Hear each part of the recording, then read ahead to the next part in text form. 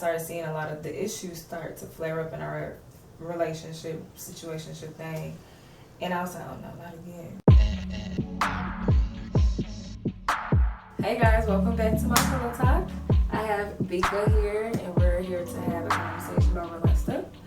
And in case you're new to my YouTube channel, my Pillow Talks are basically about real life conversations about the real life things that we as women of God go through. And I want to talk to Bika about her story, how she found God, and whatever else comes up in conversation. So if you want to introduce yourself and just tell us what you do, what it is that, you know. Yeah. Just currently in school, going for psychology. Yes. I'm trying to figure out the rest, to be honest. Okay. Yeah, just taking it one step at a time. I might go into counseling, but still just debating on which way I want to go. Well, if you do go into counseling, I applaud you because we do need more Black therapists. For sure. So, For sure. Especially one who's going to school for counseling. Yeah. So, but that's good. Okay, so I do want to know like your story and how you found God before you came to Christ, and then how you found Christ, and then what the journey has been looking like since then. That's such a good question. It feels like it changes every time, like your story, and obviously not the story, not the circumstances, but the perspective of your story changes every time. It actually took me a while to figure out why I need God so much. So from that perspective of, being 18, I wasn't crazy, you know what I mean? I wasn't, super wild. I mean, well, I guess it would be from different perspectives what kind of wild I am, or I was, but from my perspective, what I saw and what I was doing, I feel like I was more of a mild, Wow. could have gotten to a bad point. Yeah. That's something that God showed me from the beginning. It was a good summer. Like, I graduated. I remember, was dating. Like, it was just a good summer. All my friends, we all were gonna go to school together. Had not too much responsibility. I had a job, but it was like I was only working one day a week. So finally, was starting to drive. I was taking my mom's car, and so I ended up going to DC that summer too. And then one time, I was still smoking at the time, still drinking. I mean, it wasn't crazy, but it was, an everyday thing, whatever. Yeah. And I could feel it growing more and more to the point where I was like, I could do this by myself. Like, I don't really need, it started as a social thing. And then I was, starting to do it by myself, or wanting to do it by myself. Like, and I remember thinking back then, like, that's wild. Like, I told myself I would never smoke by myself. So anyway, one night we went to one of their friends' birthday parties.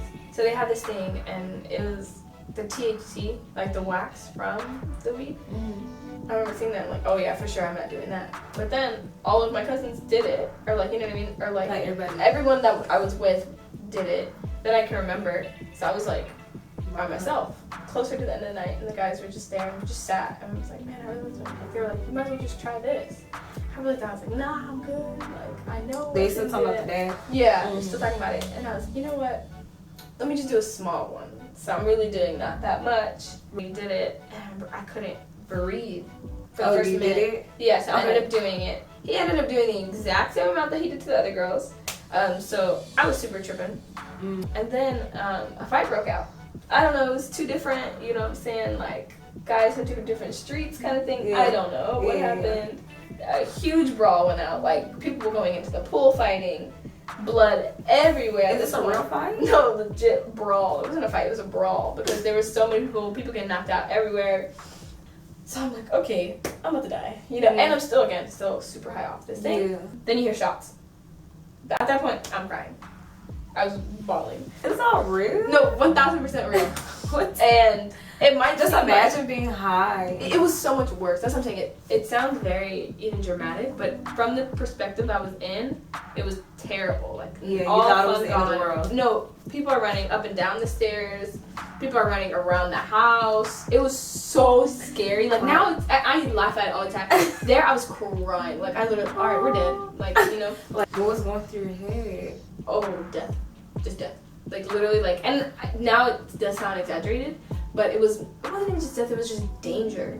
More than anything, it was just danger. And I do get really bad anxiety with, like, a lot of people and stuff like that, too. And I didn't know that then. But I remember it felt like a cycle. Like, everyone was going every way, like everyone's coming like this, like round. a never-ending Exactly. cycle. Like it felt like I couldn't get out. Finally got to the house, and she has a pretty big house, and not everyone was there yet.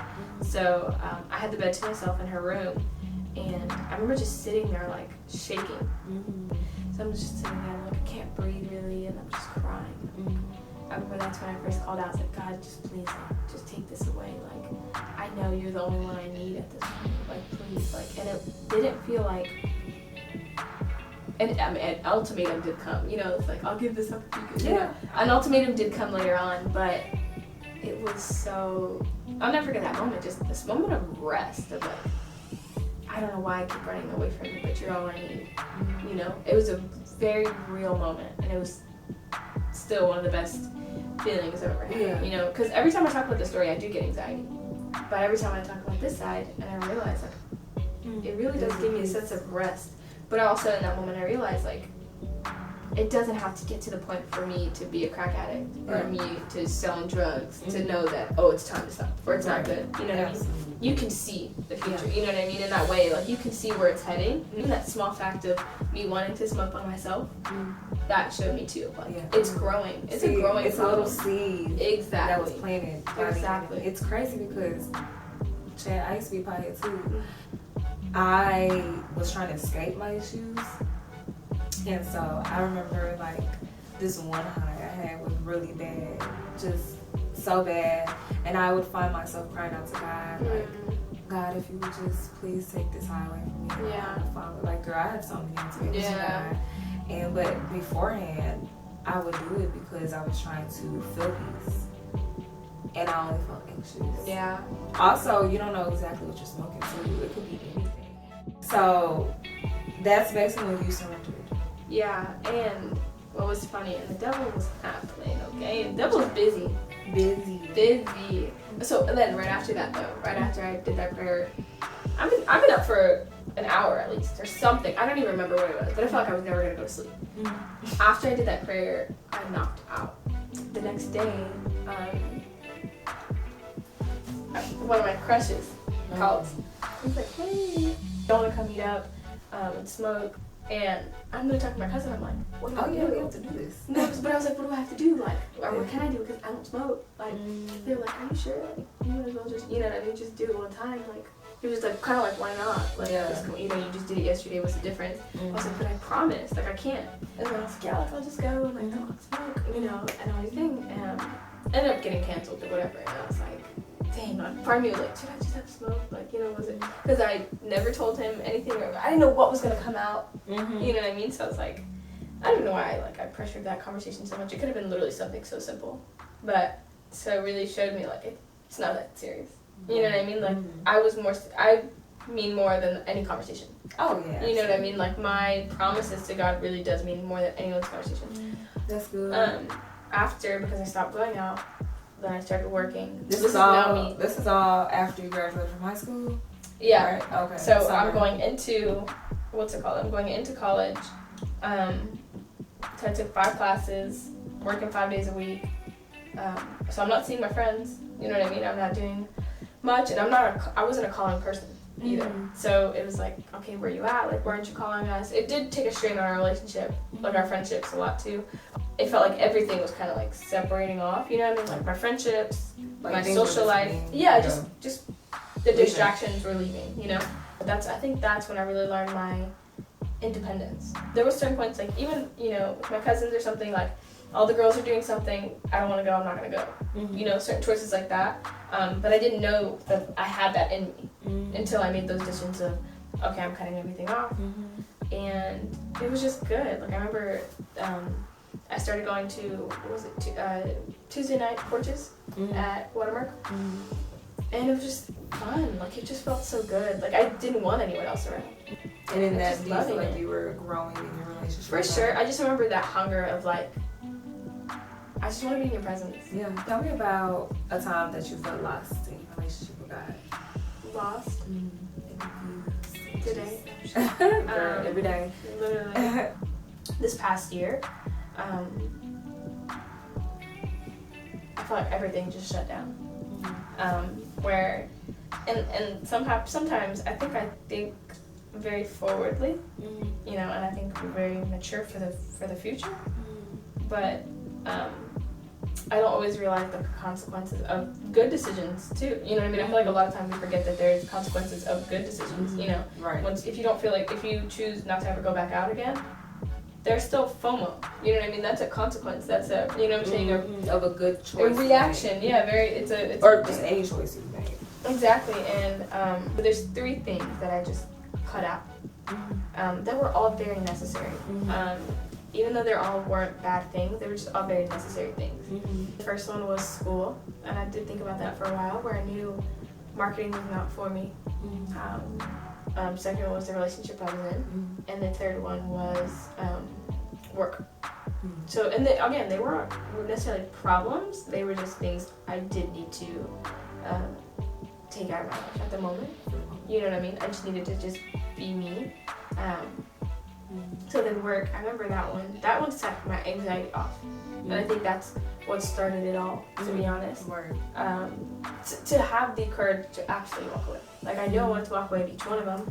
Like, work was simple at first. I've been here for 5 years. I still feel like that 17-year-old girl that walked in. I don't want to feel like that anymore. I'm ready for something new. It was just very simple. School, don't know what I want to do. Boyfriend, this is not the person for me. All of those things are very simple, right? But when anxiety hit, I think I saw so much more, like, problems that some of them weren't even happening yet. Again, I was saying it's just forward thinking. So, like, scary of getting married to the person that it's not for me, you know, or breaking their heart, or going into a career that's not for me, you know what I mean? Or, like, you know, breaking down on finals because it's like, I knew I wasn't supposed to be here, why am I putting myself through this stress? Or, you know, work of, like, you know, taking constant disrespect or belittling and really genuinely believing those things. Like, that's scary to me. So I remember going home that night and just praying that anxiety would go away, because the anxiety never left that day. So I kept feeling the anxiety that night and, you know, just praying it out and worshiping, and it usually works. And this one, it didn't. And I was like, what was all of this for if I can't pray this simple prayer? You know what I mean? That's what this whole relationship is for, is the peace and the love and the, you know, the ability to talk to you and the availability to talk to you in so many ways and just express myself. Why is this feeling still here? You know what I mean? Like, I feel like I should know how to let this go. And I feel like I said I let it go, but it's not gone. So even deciding that, I was like, hey, so I have no job and I'm not going back to school. And then again in July, I decided to end my relationship with my boyfriend for about 3 years. And that was a hard decision. That was one that has been building up to that moment for a while, and it wasn't a bad relationship. Like, I will treasure that relationship, you know, forever, and I genuinely am okay with and excited for the relationship that we had and what that will set for us. You know what I mean? The foundations it built for us in general, and what's next, you know, in life, with relationships, whatever. And we're still friends to this day, so it's nothing, you know, no hard feelings or anything like that. But I think I knew from the beginning too that he wasn't the right person, but he was a great guy. Yeah. You know, he checked off the list for so many things. But when it's not the right person, especially the right person at the wrong time, is still the wrong thing. Yeah. So we ended up breaking it off in the end of July. So all of those 3 things. So finally going back into school at this point. It's so like, okay, what do I do? I also have no one to talk to, but I'm also not busy enough to take my mind off of it. Like, all of it. So it was too quiet, and I feel like nothing was going on. Like, it was stressful because nothing was going on. Exactly. Like, especially in this time, it's such a busy society. Culture. You know what I mean? So not staying busy is like, what are you doing through time? And so do you feel like in this time that you broke up with him, you quit your job and you left school, you found yourself in a deeper way? For sure. And I'm still learning it, and I know that. It's a really cool way to find myself, because he was so sure of himself that, and I'm a very adaptable person, that it was always, going with what he wanted to do. If he didn't like certain movies, we never watched them. Yeah. I don't know You if just we kinda even did watched everything. romantic comedies, to be honest. But I love romantic comedies. But there's so many things that I compromised for him, but I don't think he compromised for me. But it was because he was sure of himself. Like, I don't want to listen to Christian music all the time. But he doesn't listen to Christian music, so we don't listen to what I want to listen to. You know what I mean? And now I'm learning myself and what I will tolerate and what I won't tolerate. And I think that's such a big thing that I tell people all the time now too, of wanting to get into relationships or how to start it or whatever. It's like, learn what you can and can't tolerate. I think that makes such a big difference. Not who you're compatible with and not who you like to be around, because they don't understand. And I was reading this book that love comes very quickly. You fall in love very quickly. You don't know it, but there's certain things where falling in love distracts you from, and it takes you away from all your problems. So that instant of, and I think people think it's lust, like you are genuinely falling in love, but it's not the depth of love. Like, love at its greatest point is looking for spiritual growth. Yeah. Right? Looking for you. And for me to love you, I have to want the best for you spiritually and mentally and physically, right? Falling in love is the beginning stage of it, you would say. And I think a lot of people are afraid to think, okay, like, I fell in love, 3 months in. But you fell in love the first day. You fell in love the second week. Because at the point where you would give up certain things, like, if you, let's say you were dating someone or talking to someone in Tulsa, and you have a free weekend, if you did not like this person, You would not 2 hours, I got gas. You really start thinking. You really start thinking, like, is it worth it? No, it's not. But once that first 2 weeks, or that first week, you're like, it's only 2 hours away, and I get to see him, and he's free. Right, you start I coming have, while I have a cookout, or I have a family reunion, but, like, this is the only time I'm gonna see him. Yeah. And you start, like, compromising. Exactly. That you wouldn't do if it weren't. Exactly. So That really speaks to me, because I don't even think I had told you about the guy that I was dealing with last year, and how when we met, it was just like this supernatural experience. Like, I've never experienced this with this guy. Like, we had this bonfire conversation, and I guess in a sense we fell in love. yeah, But that only lasted for like 2 months, for sure. because like we started moving so fast. Mhm. Like, everything was just like, yeah, let's do this. Like, every day we saw each other. Every day we were doing something. Yeah. And we didn't even really have a friendship yet before that. Like, it was just like, we knew of each other. We ran around the same friend group. Yeah. And then we had a conversation. It was like, oh yeah, it's off. Like, you're one. And then as fast and quickly things started, that's how quickly it ended. For sure. It happened a second time. So we ended things, and then we were like not talking for a summer, and then rekindled everything. And at this point, we're long distance. So now I'm back home. He's still at school. Okay. But it's still the same thing. Like, we're talking every single day. And mind you, we're not boyfriend and girlfriend. We're just trying to walk in our singleness, trying to figure things out. If you guys are doing relationship stuff and things, it's a relationship. For sure. But there was no title to it. And I personally didn't want to have a title to it. For me, like, I knew that I wanted him. I wanted that relationship. But I knew deep down I needed me first. I needed to take care of myself first. I needed to work on my singleness. Because I've always been in a relationship. Since like my senior year of high school, I've never not been in a relationship. And I was like, I want to know what it's like to just be by myself for a time. And so it was like I had two realities happening at the same time. Like, I wanted him. I wanted to, like, he was literally everything, like what I wanted in a man. Like, he marked off everything off the list. Yeah.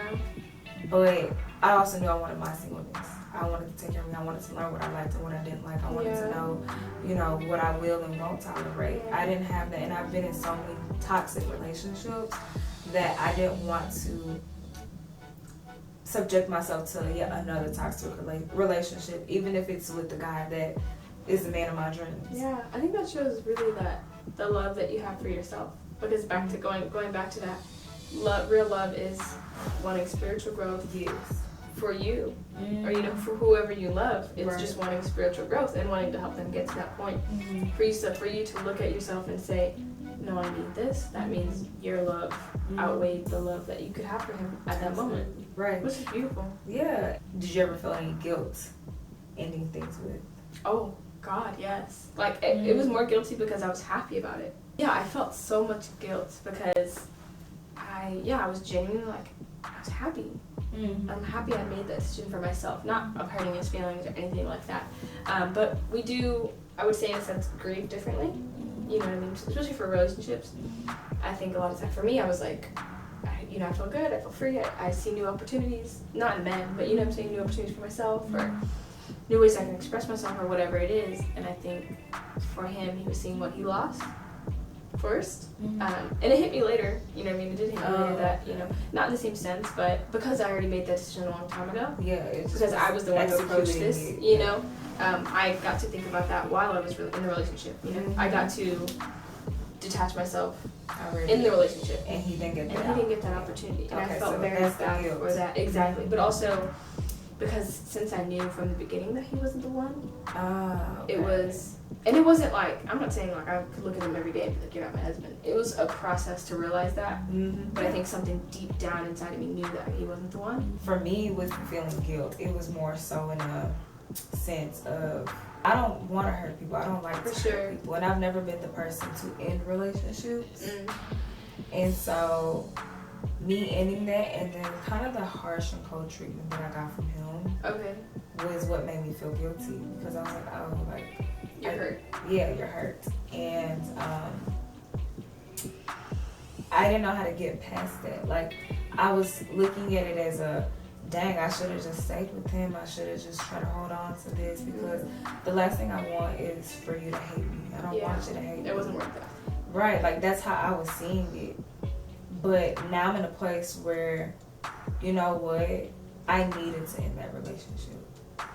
I needed to grow. I needed to be by myself. I needed to really work on myself and fix allow the Holy Spirit, of course, to fix myself, but to really just grow as a person. And I feel like when I was in that situationship is what I like to call it, because we didn't have a title. For me personally, I feel like there was no growth. Because I had found myself doing the same things that I would do in previous relationships. Always talking to you, always on the phone, want to see what you're doing, literally putting my life on hold to do what you want. Like, and I did not want to be that woman again. I did not want to be that girl.